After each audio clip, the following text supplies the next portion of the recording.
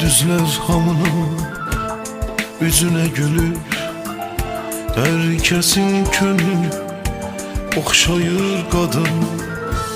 Bazen de hamıdan üreği sınır, sessizce geceler ağlayar kadın. Kadın emanettir, melektir yeryüzünde. Yüreğini şad etsen, sevinç olar gözünde. Kadın bir varlıqdır, qədrin bilənə. Kadın bir zinettir, onu sevənə. Kadın bir dəryadır, değer verənə. Yeter ki sen onun könlüne değme.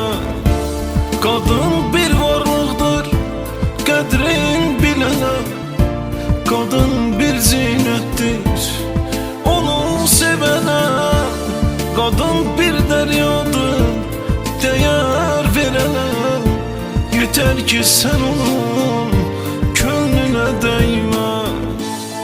Ağardar saçını övlad yolunda,